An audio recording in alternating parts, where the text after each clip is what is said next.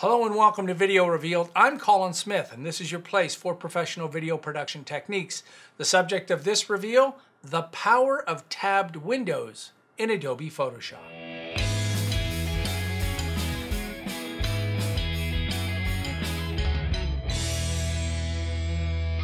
One distinction between OS X and Windows is that if you have no documents open in many Mac programs, OS X programs, you can actually see all the way down to the desktop. And Windows is not like that. If you have nothing open, you have a gray background. Adobe adopted this methodology in Photoshop many years ago, but they turned it off by default. If you're on Windows, you already have tabbed panels, you're already working with them, but you might not know how to easily move between them. I'll cover that in a second.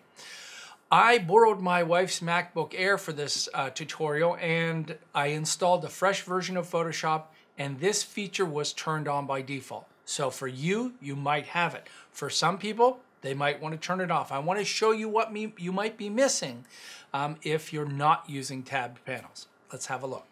All right, so here we have a bunch of tabs on the top, and when you click on them, you bring those documents to the front. Now, I do want to mention that there is there's one OS X feature. This is not a Windows feature or an Adobe feature that is very useful when you're in tabbed panels. And if you hold the Command key and you tap the tilde key, this is on North American keyboards, you will actually cycle through every single open document in that application. So they'll go through all of the documents here in Photoshop. If I was in Word, it would go through all the Word documents or InDesign or Illustrator. I'll show you this now. Let's have a look. So holding the Command key on the Mac, tilde, tilde, tilde, tilde, tilde. We don't have that on Windows. That's a Mac OS feature, not an Adobe feature. So I like to show that because some people might think, well, I've got all of these up here in the top. How do I easily switch between them? So the feature I'm talking about is in the window menu down here called Application Frame. And when I turn that off, this is usually the mess that people expect with working with Photoshop. You can actually see the desktop, you can see all your junk behind it, and you're constantly moving things around like that. So if you turn that back on, it easily puts everything in the top. And if you drag one of these out, if you keep dragging, you can drag a floating window. So I can actually have both. And when you drag near the top, it'll pop back in and drop in. You can also change the order by dragging these around. So there's lots of functionality in between there. That's called the application frame. And like I said, this is a clean install, so maybe this has now been turned on by default. It caused a bit of a rebellion from a lot of Mac users when they first saw it, because they felt that it was a Windows limitation, not necessarily a Mac feature. Okay, now let's get into the power of using these tabs, and that's moving things around. So I've got one document here where I put a crosshair in the middle so we know where the center is. I also have a document over here with a floating shape layer that I want to drag this shape, and I want to put it into that document, and I want it to be in the center when I line that up. So most people will select and copy and paste and all of that. If you drag, and notice that I've got the move tool here, it's the default move tool, and I don't even have auto select layer on, although that does work. I'm just clicking on the layer, the ellipse is selected on the right. If I drag this to my other document and wait a second, that document will come up. If I drag the mouse down the middle, let go, I now have that floating around.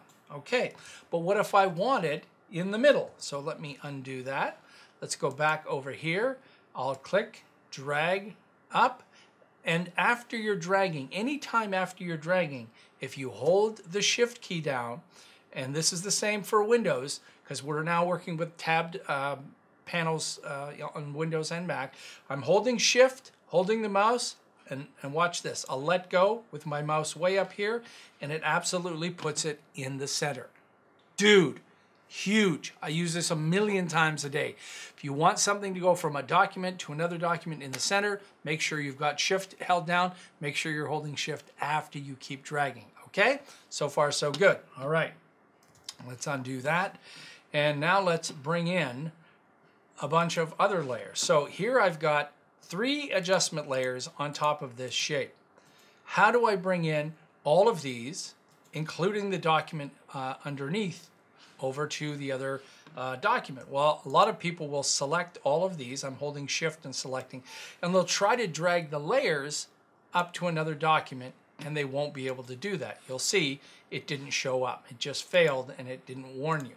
So what you do is you select all of the layers on the right, and then you drag somewhere on the left. Doesn't matter where you're dragging, just drag up, go to the other document. Remember, I'm holding shift down, let go, bang. It's in the center, and all of the adjustment layers are there too. Okay, what if you just wanted the adjustment layers? I don't care to have the image, I just want the adjustment layers. Again, select the layers you want on the right-hand side, click and drag up, and let go, and there they are. We can't really see anything because I don't have anything underneath it, but if I turn something on, now you can see I've brought my adjustment layers in. You don't have to have shift when you bring this in, because adjustment layers just have a giant mask unless you have painted on that mask already, which I haven't inside here. All right, let's drag in an image into this one. So over here, I've got a transparent layer floating around. Drag that back to the title, hold shift down, let go. It pops directly into the center, and at that point, I can start moving things around.